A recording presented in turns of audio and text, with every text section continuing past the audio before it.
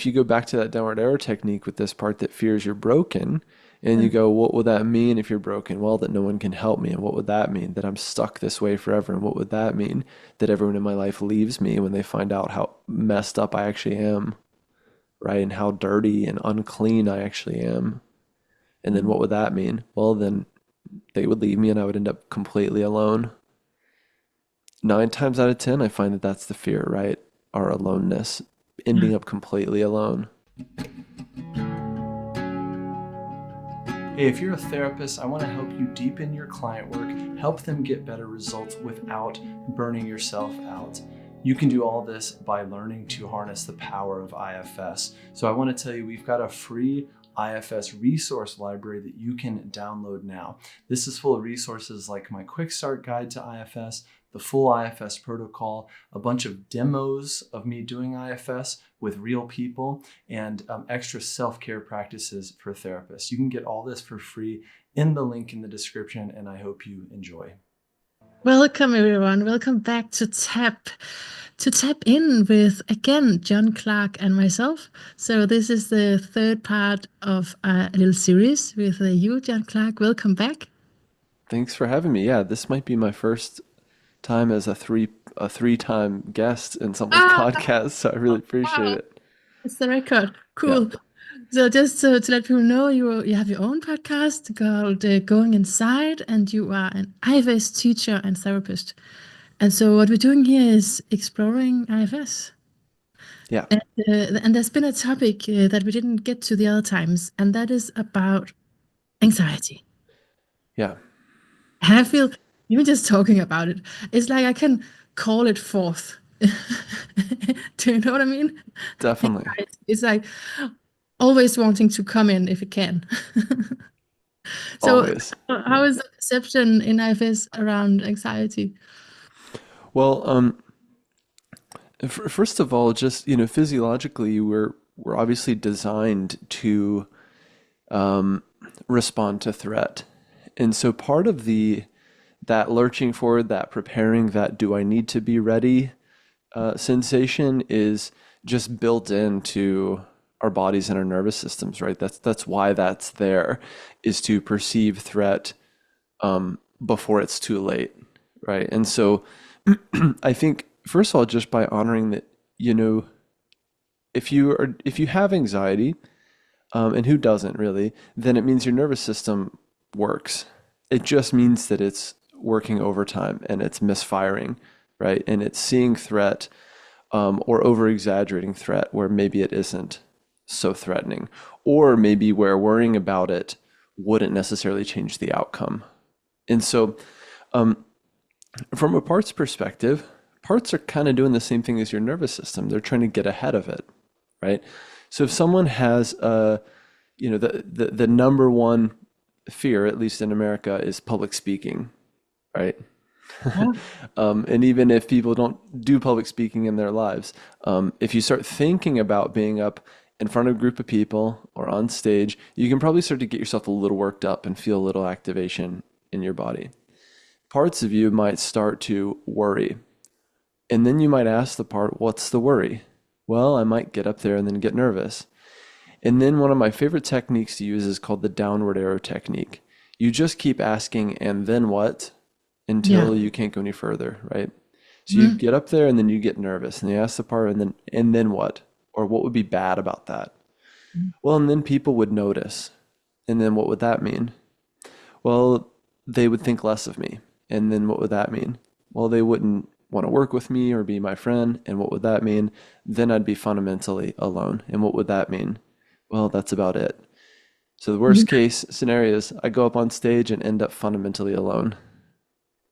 So this part of you is trying to help prevent that. And you could say, hey, thanks, part, for trying to help me prevent that. That sounds really important. And we talk about being a little more self-led or self-leadership. The self-leadership moment there is asking that part if it's willing to suspend its belief or suspend its fears enough for it to let you lead, right? Hey, part, would you be willing to let me lead this public speaking thing that I've got to do? You can come beside me or behind me, or you can hang out somewhere else. You can watch through a window and see how it goes, right? And some of it might come true. I could get nervous. People could notice. They could think less of me. And what self can offer to part is self can be more or less okay with that. Self can be okay with all that happening. Because we also can't promise the part that it won't happen. Oh, I'm sure I'll be fine. I'll be up there. It'll all go really smooth. And then it doesn't. And then the part goes, see, I told you so, right? Just like trying to talk a little kid out of their fears, which is something that a lot of parents do naturally, myself included, but ultimately is not quite the move when trying to work with parts or kids. Trying to comfort them, you mean? Yeah. About finding that self-quality of, even if that were to happen, I'm still okay. That's right. Yeah. Because we don't know what's going to happen, right? And that's anxiety is wanting more information than is available to us, right? I want to know how things are going to work out, right? I want to know if my relationship's going to work out. I want to know if I'm going to keep my job or not, right? I want to know if a sick relative is going to get better or not. So then the practice or the challenge is, how do we practice being a little more okay with not knowing? How do we practice letting go and trusting that even if things do go south, I can be okay. I can get through it. So I do you can see, connect with that self-quality of courage. Yeah. yeah, so do you see anxiety as a part on its own? Is that a part, or is it an emotion within a part? Yeah, I mean, I'm certainly not by all means the end all be all for these questions. My understanding of it, or my explanation, is that parts hold emotions, right? Especially negative emotions like fear or anger or disgust or jealousy or whatever it might be, right? Self is not inherently scared or jealous or angry or compulsive or whatever it is you're dealing with, right? So there's a part of me, right? Whether it's a protector in exile, there's a part of me that is holding fear, that is expressing fear. And you could think of it as this part of me is expressing fear through my body. It's communicating to me through the emotion of fear. This part going, hey, John, getting up on that stage and doing that public speaking thing or talking to a room of therapists or doing this podcast for the third time might be a bad idea, right? We might get obliterated because of it. Oh, I hear you. Yeah, you're really worried about that happening and you're really working hard to make sure that doesn't happen. That makes sense. Hey, Part, tell me about the first time that happened. Tell me about how you took on this fear. And as we talked about last time, or one of these times, the Parts have a very compelling story about how and when and why they picked up this fear or this polarization, right? If you're in fear a lot of the time, to the point where the DSM would say you have an anxiety disorder, right? You have a polarized part that is holding a lot of fear. And the result is you stay pretty blended most of the time. And so how do you get less anxious from an IFS perspective? You unblend, right? And then more of you comes through and you can navigate your life more fluidly and from a more self-led place. Yeah, so you mentioned if it's a diagnosis, there are many anxiety forms, right? You can be anxious for your health. Am I sick? That kind of anxiety. And you can, yeah, some kind of OCD maybe. There are many kinds of anxiety. And you say then it is a polarized part per definition when you Yeah. identify with it a lot. Well, it's polarized when a part of you took on an extreme role or an extreme stance in your system, right? So here's another example. People have a fear of being taken advantage of, Yeah. right? In the case of relational trauma, right? I was just talking with a client about this yesterday, right?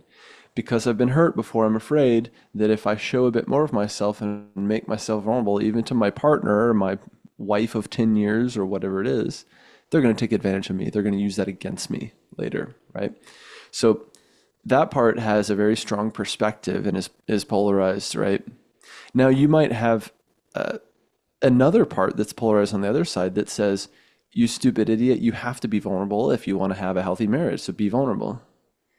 And the other part that's afraid of being vulnerable is going, absolutely not. Being vulnerable is threat, right? So why would we do that? It's danger. It has gone poorly in the past, and I don't trust that it's going to go well, or really, I don't trust yet that self can handle it. Or I don't know that it's an option for self to handle it instead of me, 11-year-old part who trusted dad and then he abused me or whatever. Okay, can I ask you something? Okay, Definitely. just if you were going further with that, but otherwise, my question is: sometimes all of these stories are really good and they make sense, but sometimes for me, there's no story.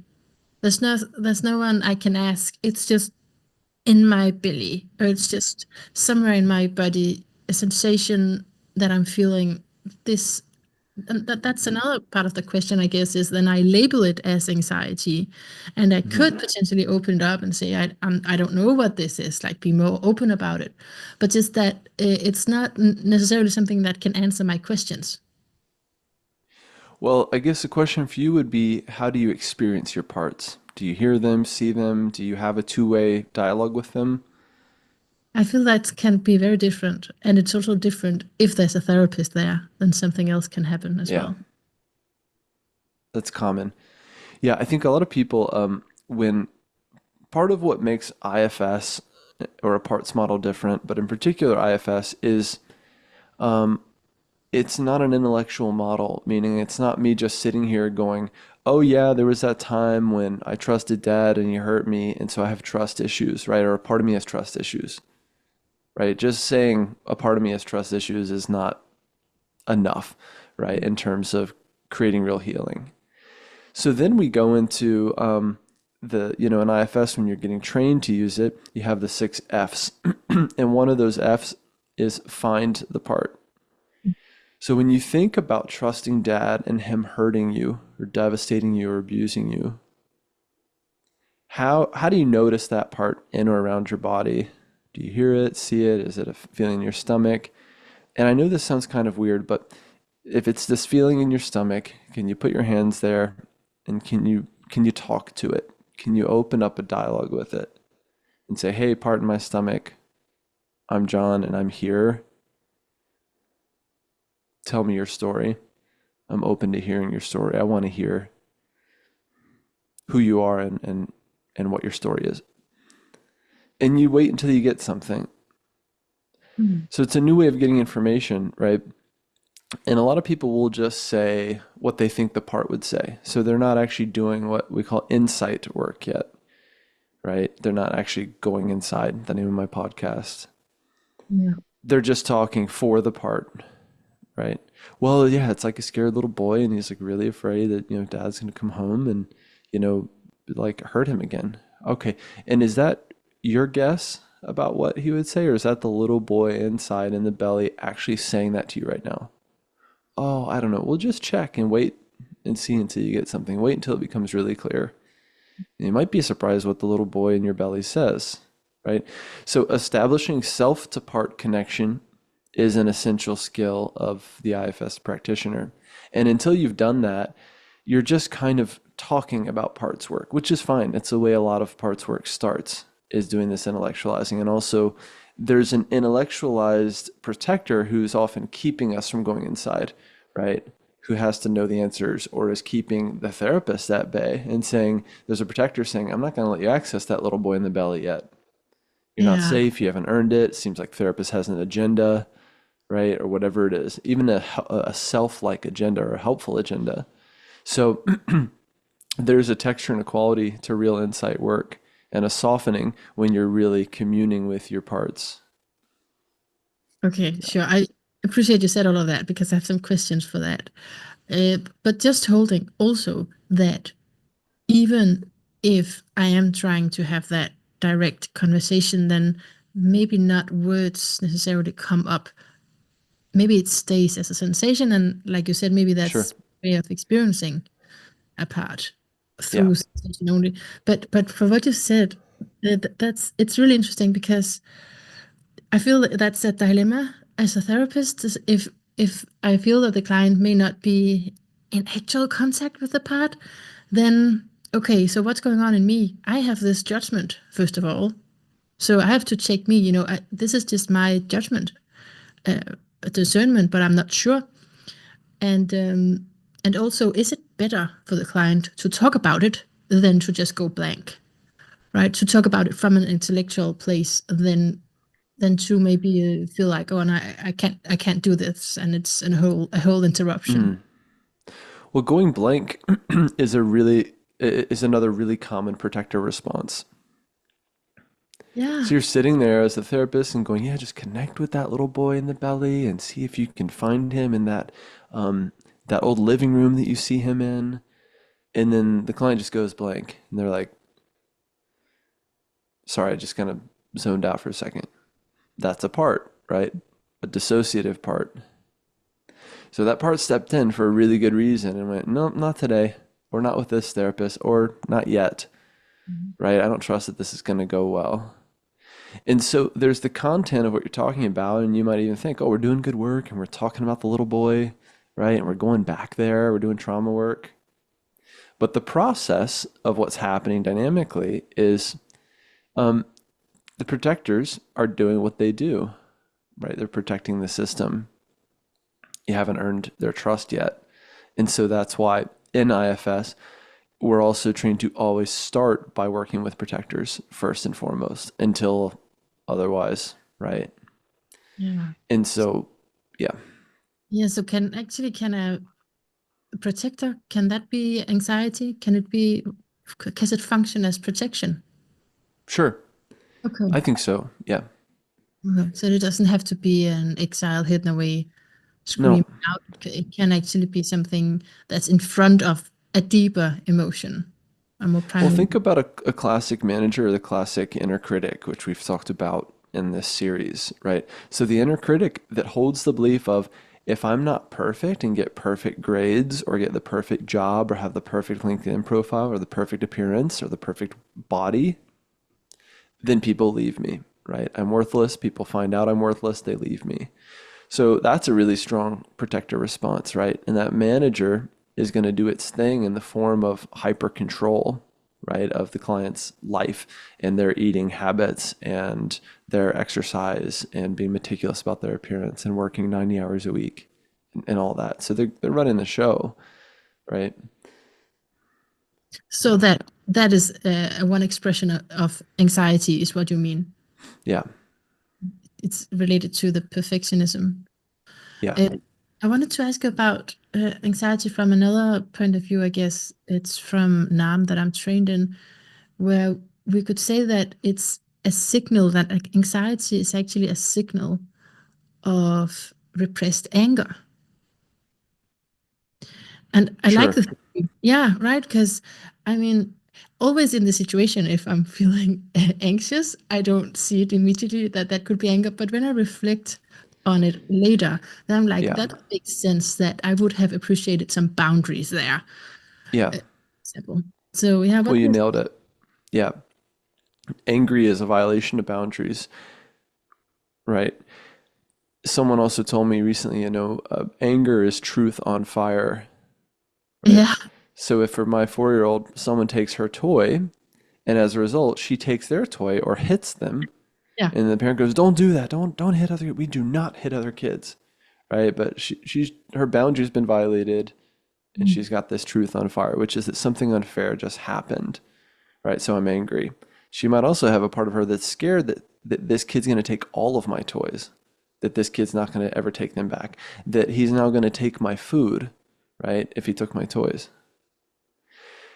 Physiologically, again, going back to the nervous system, if we were to scan your brain in anger and then scan your brain in anxiety, they're going to look so shockingly similar. They might even look the same, Okay. right? So I used to give this example in San Francisco. I used to work with a police officer, and he was coming to me for, quote, anger management, which a lot of people come to me for anger management. At least that's what they put in their, email or whatever. And he was driving through the city with his family, and someone cut him off and almost ran him off the road. And so he blocked the guy, got out of his car, and confronted him. to the point of almost having a physical confrontation, right? So on the outside, you go, okay, yeah, this guy's got anger management issues, right? He shouldn't have gotten that angry, right? But then as I started to ask him more about what was really going on in that moment, of course, he said, and I said, if can you get in touch with anything that was underneath the anger? And he said, well, I was afraid. What were you afraid of? I was afraid that this guy was going to actually run me and my family off the road, right? And then I would have been behind the wheel and responsible for my kids, my wife getting hurt or dying, and I'd have to live with that forever, right? The shame, the guilt of that, I have to live with that forever, right? Okay, so that makes sense, right? But it's more adaptive than to show that guy in the other car your anger response, right? Versus, well, why didn't you just get out of the car and walk up and say, hey man, that made me really scared. I really feared for my family in that moment, right? But yeah, why would you say it's more adaptive? Well, I'm not saying that like Because it's literally. very unpleasant for the person receiving the anger. Well, just that if part of what my client then needed to communicate was, hey, you violated a boundary, this was not safe. And when I'm loud and big and I make my body big and I clench my fists, maybe you're more likely to listen. That's why I'm saying it's more adaptive, right? If I'm trying to get someone to back off, right, Mm. being angry and big is more adaptive than saying, hey man, I'm really scared right now, right? I'm feeling a lot of fear in my body. I'm worried about my kids. And the person is like, screw you, you're in my way, or whatever, right? So in a perfect world, maybe he could say, you made me afraid, right? That was really scary what you did back there. Could you be more conscious about your driving or whatever? Maybe that would be better. I don't know. But in the case of that knee-jerk reaction, right, and what we're designed to do biologically and from an evolutionary perspective, which is just keep ourselves and our loved ones alive, he did the right thing, right? He did the adaptive thing. But Yeah, then it causes all these other ripples in his life, and he's got anger issues, and he goes home and he's still angry, right? Or that anger response is just always right there, and he yells at his wife, yells at his kids, punches a hole in the drywall, and then he ends up in my office. So yeah. So someone in that case would have to look at also, of course, the fear underneath the anger. eventually, that's what I'm trying to help them do, right? Is connect to that feeling underneath, right, and that fear, and understand that fear response, and to get ahead of it, right, and not always act on that impulse. Yeah, Yeah, but it takes time. yeah, that's the thing. If we allow it or not to have that as an impulse, whether just not acting it out, maybe, but yeah, I mean, holding back. I mean, just the way that you were just characterizing it here, how you would come up with sweet words around something where you're actually feeling anger. That's that's where many of us find ourselves doing that, Yeah. right? I remember not very long ago at my job where someone really said a lot of awful things to me, and this happened right at the job I'm in, and I just had to take it as a professional. And later, I did experience a lot of anxiety when I was doing something, and I didn't connect the dots. But Hmm. who knows? But it could have been something like that. That it's in a professional situation. You can't maybe say it in a Right. hard way. You can't really like. "Rrr." You just have Right. to yeah, like Yeah. soothe Be it out, professional. be professional, yeah, Yeah. somehow, and then that maybe that's a part then that's not okay with that. There's a part inside. Well, this is a really good point. Most people, myself included, and especially if you have a trauma history, myself included, have a fairness part, Mhm. right? A really strong fairness part, a part that's concerned with fairness and justice and equality. And again, has a really good reason for that. And so a lot of times when an injustice happens like that at work, and your hands are tied and you can't really say anything about it, or maybe a superior at work says something, right, rude or offensive or dismissive or whatever, and you can't say anything about it. Yeah. But you do the right thing in the moment and go, yeah, sure, sounds good. Thanks for bringing that to my attention, right?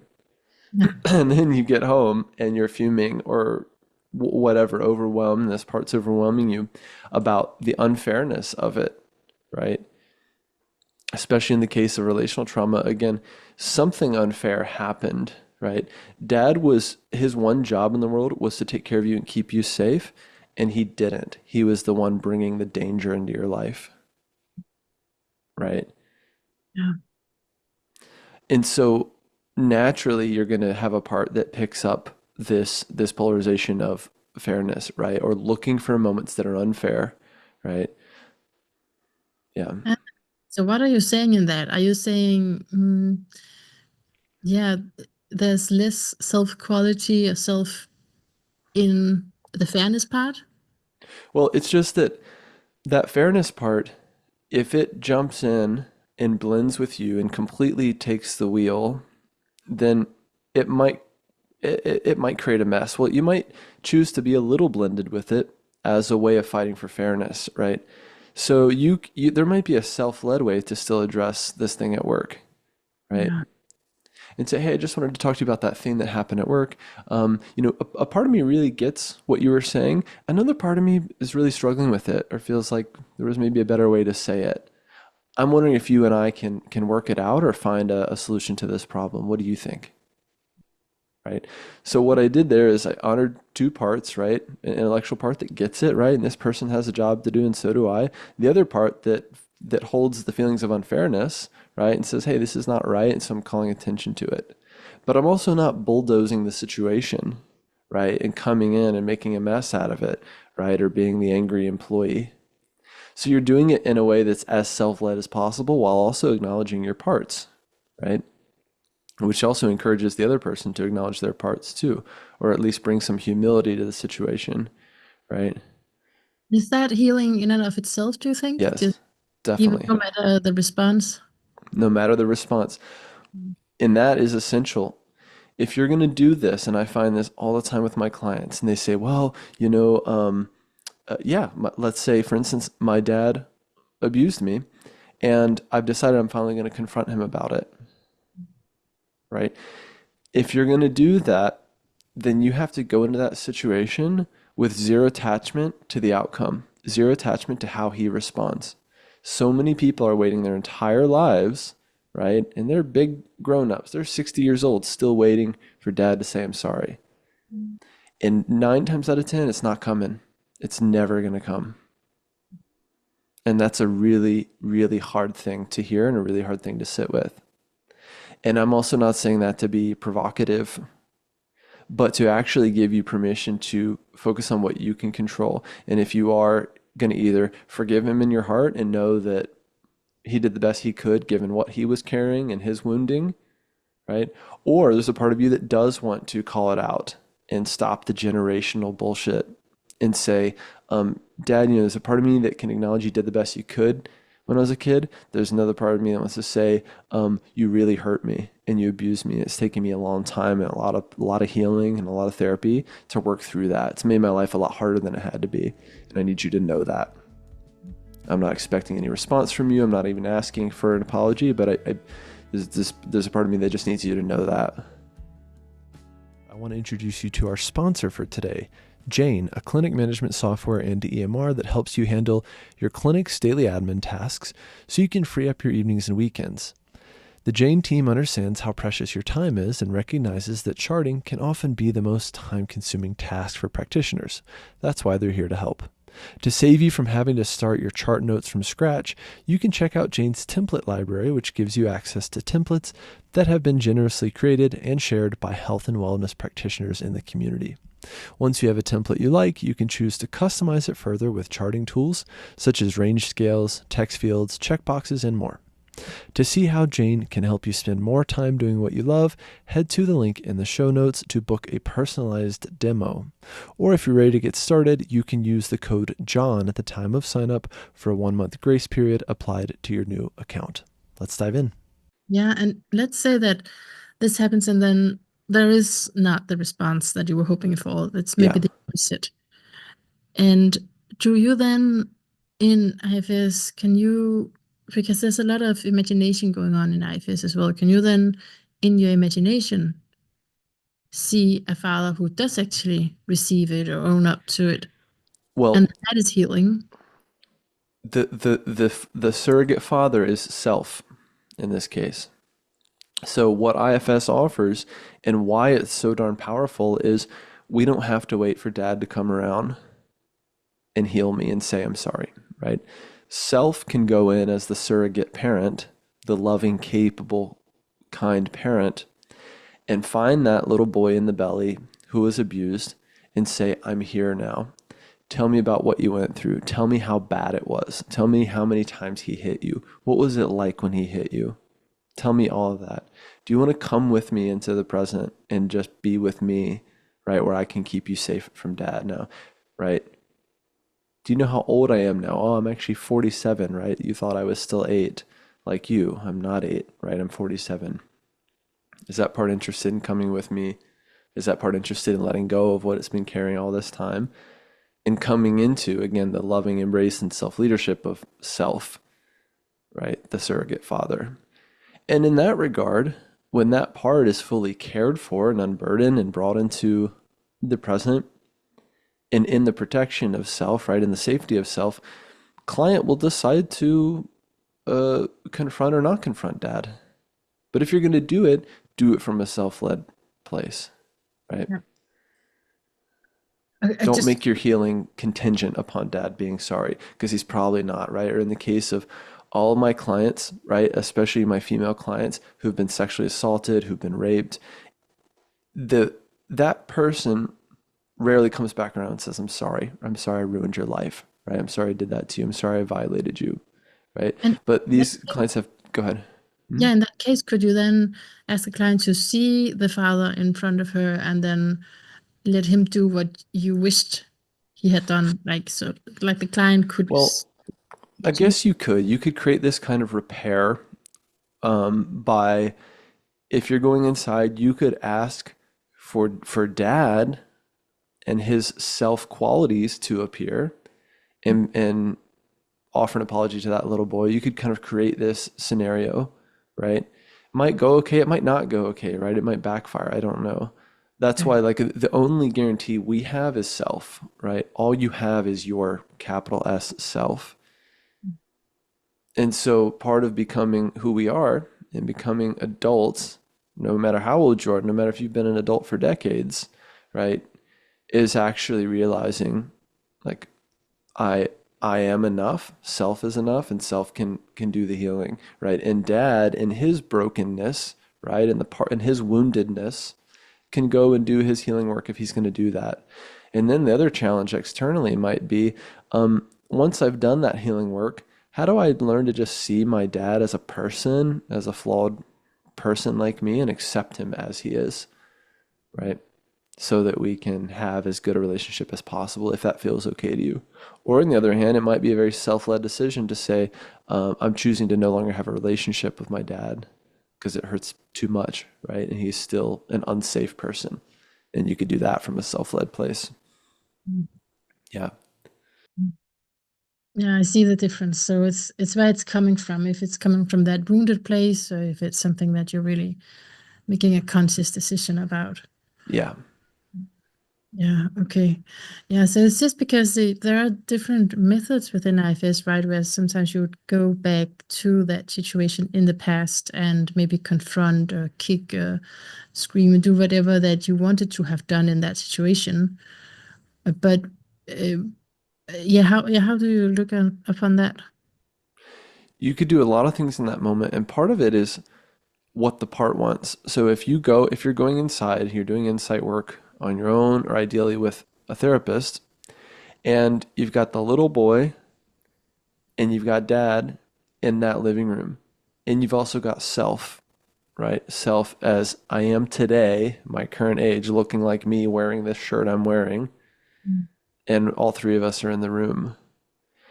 I'm always going to default to the part, right? So when I've established a really good connection with him, I'm going to go toward that part and look toward him and have him look toward me and say, what do you need to have happen with dad right now?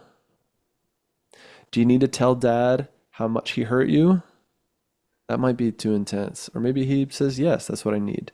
and to do it with self there. He might say, I need self to tell dad how badly he hurt the boy, right? And how messed up that was. And the little boy can watch self do that, and that can be reparative, right? We could invite then for dad or dad's energy Mhm. and his self energy, if he can hear that, if he can take that in, right? It might be that repair doesn't really happen in that moment, right? And dad's still an asshole, right? And he's an asshole when we go inside, right? And his energy is still just as negative and violent or whatever, or as immature. And so it also might be that we just help that little boy get out of there, right? I see. And come somewhere else and come with us into the present and whatnot. So it really just depends. We always default to the part. We really let the part decide, and the part generally knows what they need, right? At least, especially when we give it some options. Mhm. Yeah. Okay. Yeah. Yeah. No, that makes sense because you can't really just order the dad to then say Yeah. whatever you want them to. Or maybe you can, but then it's, I guess then that you're just then creating a narrative or something, and it's a little different than what you intended to Yeah, do. you might be, the risk with that is you might be fabricating something, right? So go inside and you have dad say he's sorry, Yeah. right? Now, in another therapy model, this actually might work, right? Or if you were to do like some empty chair technique with dad, right? And this has parallels to IFS, but you do empty chair technique with, which is a Gestalt technique, and you say, okay, you sit in this chair, and then have dad sit in this other chair, right? Dad, quote unquote, sit in this other chair. And then I want you to just tell him everything that he did to you. Tell him how pissed you are, right? You might even 10x it and say, okay, now really exaggerate, right? To really get it out, right? This idea of getting it out. And then you might say, okay, now imagine dad's apologizing or whatever. You're kind of trying to trick the brain into repair, right? You're trying to trick the brain into like making something happen that never happened. And that's what I don't like about that technique. That technique can be really good for, again, what Gestalt therapy considers unfinished business, right? So let's say dad is dead, right?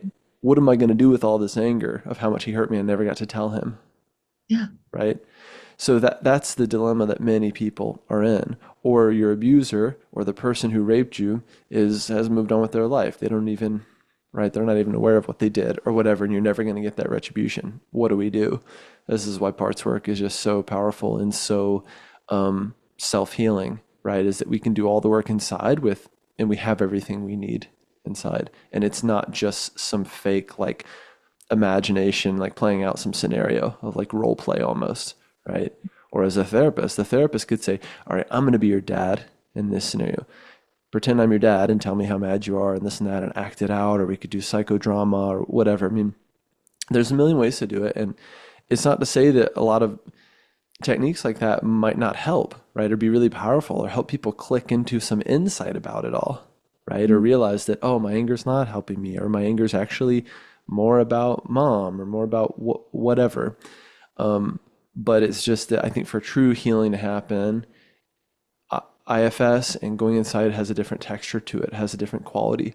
Working in your inner world and working directly with parts, it feels calm and soothing and emotional and powerful, but not like triggering and not like I'm acting something out or I'm getting something out of my system, which is what a lot of anger, zeitgeist around working with anger, is involved with. With where you were saying getting it out, that whole Getting it out. rhetoric. Yeah. Yeah. Okay. They've actually, on that note with anger, there's actually studies that the expression of anger just leads to more anger, right? So they did this study long time ago, like decades ago. This is like a G-Psych 101 study where they basically had kids go into a room and get out their anger by punching a punching bag, right? And then another group of kids that didn't do that, right? The kids that got out their anger on the punching bag, they had more anger, right? The expression of anger begets more anger, Yeah, right? And it kind of makes sense. You're repaving that neural pathway in your brain and you're building that habit, right? yeah. Yeah. Okay. Yeah. So, but for your question there before, what do you do with that unfinished business? And so, if you don't have a way to handle it, there's no place you can give it to, say, send it back to. then that's just to circle back to anxiety. That's pretty certain to become something under the surface that could make you nervous in all sorts of situations. That's what I'm thinking for myself as well. Like unresolved emotions might be beneath many of my nervous Yeah. reactions. Well, it can make you nervous. It can also make you sick, right? This energy literally has to go somewhere in your body and gets stuck somewhere in your body, right? If it's not expressed in some way. And again, expressing or directing that energy somewhere is different from like hitting a punching bag, right? Yeah. Absolutely. Do you think self can become sick? Because sometimes people talk about the soul as something that can become sick as well. So it's just when you mentioned that, how do you see that sick when you say, I don't think so. And I'm pretty sure the IFS folks would say I don't think so. Self is uh it's impenetrable, right? And it's basically your essence, your soul. The way that my mentor Randy used to explain this, and this was before IFS was big on the scene and everything, and this was 15 years ago when he was training me, was he would tell clients, and this is my mentor who's been working with trauma clients for decades, would tell clients, um, at your core, right, you have an untouchable light inside of you, right? Like a light bulb, and the filament in that light bulb is completely and perfectly intact. That light bulb, even if that light bulb is foggy or dirtied or hard to see through or whatever it might be, right? That light inside of you is completely intact. And it's important you know that as we set out to do what we're going to do in this room with this trauma healing work. So you need to know right off the bat, in other words, you're not broken. It's impossible for you to be broken no matter how much you're hurting. And I think that's very true. And from an IFS perspective, my mentor was talking about self, right? Really just talking about like your heart. yeah, and so when you identify with that, then you are not broken. But often we identify, that's per definition, we identify with our parts. That's who we take ourselves to be. Well, parts fear that we're broken, right? Again, going back to what we're talking about today and anxiety. Most people, right, they, especially when you have a trauma history and things have gotten so bad and you have felt so bad for so long, or you have been under the weight of addiction for so long, there's part of you that fears, I am literally and actually broken, to the point of where a lot of people and think about ending their lives, right? And I've tried different things. I've tried medication. I've gone to, intensive programs. I've done yoga retreats. I've done silent retreats, right? I've done ketamine. I've done psychedelics. I run a lot, I've done like a lot of cardio, whatever I've done, right? And yet I'm still hurting, right? I still feel fundamentally unwell, right? Um, I forget where I was going with that. That is that the sense that you're broken and a part can take that Yeah, on. a part can take that on, right? And fears that that you're broken, right? Basically, that fears you are the part. You have to take us up again after going down. Yeah, yeah. Well, and then, if you go back to that downward arrow technique with this part that fears you're broken, and you go, what would that mean if you're broken? Well, that no one can help me. And what would that mean? That I'm stuck this way forever. And what would that mean? That everyone in my life leaves me when they find out how messed up I actually am, right? And how dirty and unclean I actually am. And then what would that mean? Well, then they would leave me and I would end up completely alone. 9 times out of 10, I find that that's the fear, right? Our aloneness, Yeah. ending up completely alone, Yeah. right? Yeah. And so being with that's actually something that's okay when we are in self, then that's okay. Yeah. That's Well, again, all we're asking for parts to do is suspend their disbelief for a moment. And I say this to clients, right, especially at the outset of therapy, which is, what even though parts of you might fear that you're going to be stuck this way forever, or you're going to be under this addiction forever, or dealing with these panic attacks forever, would that part of you be willing to wait a little bit, to delay concluding for a little bit, and even just give us, I don't know, 3 or 4 weeks to work on this stuff and try this weird IFS thing and just see if it helps a bit, right? Or try working with your nervous system. Maybe we're doing some somatic work. Is that part willing to delay and just let you try some things? And if so, great. Think the part for me. And sometimes that's all we need is just a little opening in order to do the work. Oh, yeah. So that would, I guess, be the same with someone coming with anxiety, right? Yeah. Thinking it's never gonna leave. Yeah. Yeah. Clients tend to think that there's something special about them in the way of, even though this therapy that John is offering me has helped tons of people and has even helped him, that they are the outlier, So right? that's how I feel totally. That's as a client. Yeah. It's like, not this Yeah. one. Sorry. I know you've had many clients, but no, not me. This is different. Yep. Yeah. Exactly. Yeah. Super common. And so what do you say about that? Well, again, I just asked them the same thing. And so when I asked the part of them that fears that, so, and I just named their parts, right? There's a part of you that really worries that you are the outlier and this IFS stuff isn't going to work for you, right? And you're going to be this way forever. I totally get that. That's super scary, right? If things stay this way forever. I don't promise them that this is going to work or get better or anything like that because I don't know, right? And I don't want to bypass them twice. I don't want to break their trust by going, it's going to get better in just 6 or 7 sessions. I can promise you results, right? You're going to get better. I don't know, but I can meet them where they are and go, there's a part of you that really fears that you are an outlier. There's a part of you that really fears that you're special in a bad way, Yeah. right? I totally get that. And so to the part of you that fears that, would that part of you just be willing to suspend, needing that conclusion just for a few weeks while we try this thing and we can check in with that part about how this is going? So in that regard, I'm doing implicit direct access is what that technique is called, right? Kind of talking to your part without saying, hey, let me talk to your part, right? Yeah. Mhm. Okay. So here in the end, John, I just would like to ask you about anxiety in terms of the world and what's happening. And I think anxiety is broadening in that sense that after COVID and just this fear collectively that everything can change suddenly Yeah.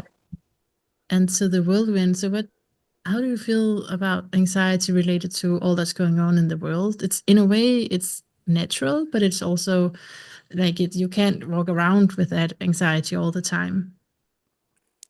Yeah, well, this piece around COVID and the ripples of that, and this sense of our world can change on a dime, our lives can change on a dime, right? Something as global as COVID can come along and change everything, is real and valid, and is something we know now, right? And we have to make sense of that in our own way. And so again, it just starts with validation, right? So for folks wondering, how do I help my own anxiety, my own anxious parts?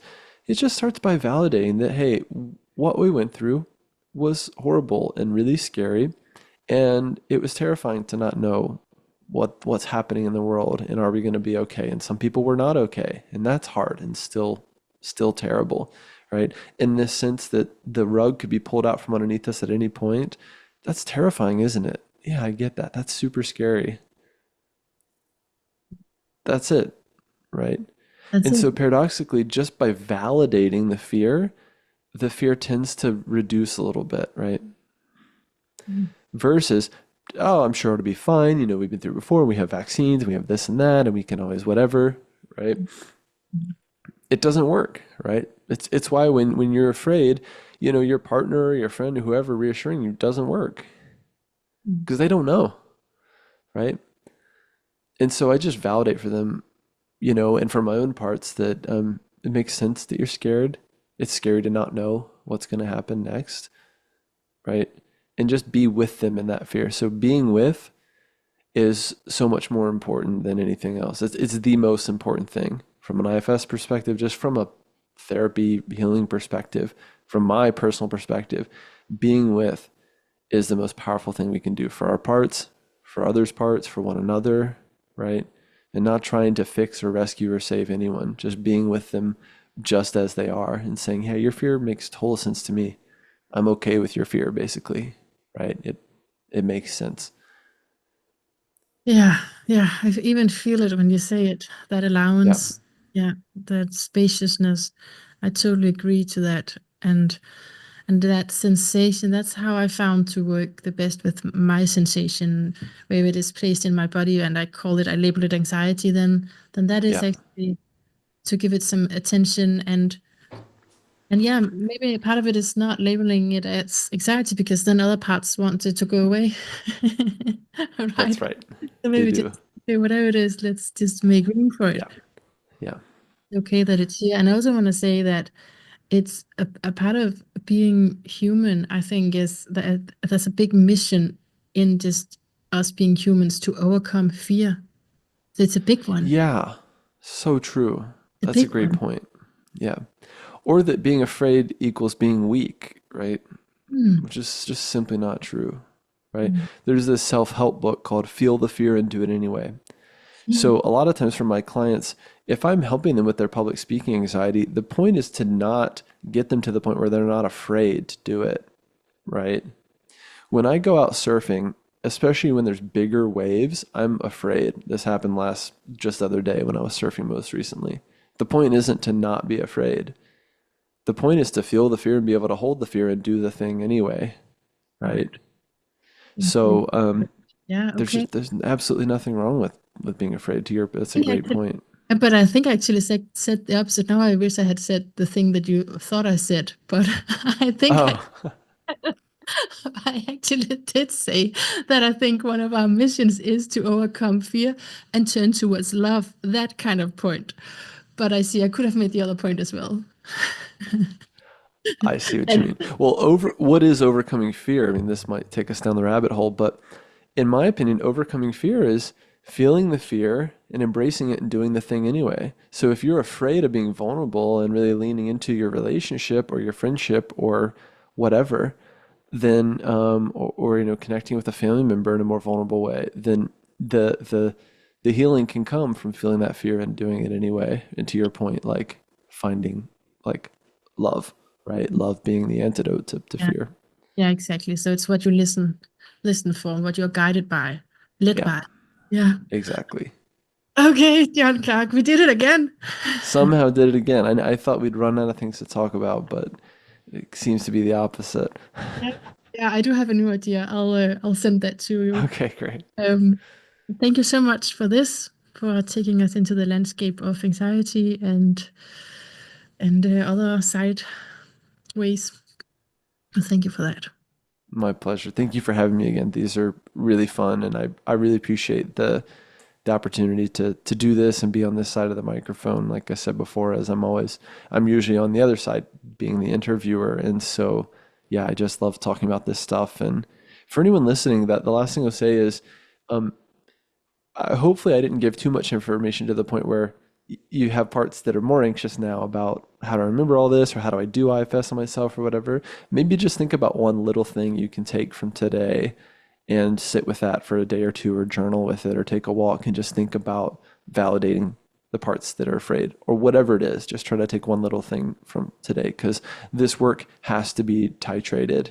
If it's not, you will get overwhelmed and it can confirm parts that have this fear that I'm broken or that I can never heal. And so just take a little bite, whatever you can digest, and then maybe you could come back and finish the, episode later or whatever. Yeah. Yeah, good encouragement. Good encouragement. I applaud you. Great. Okay, talk to you later. Thanks again. Bye-bye. Bye.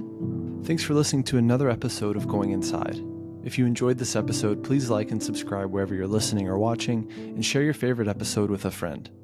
You can follow me on Instagram, YouTube, and TikTok at John Clarke Therapy, and apply to work with me one-on-one at johnclarketherapy.com. See you next time.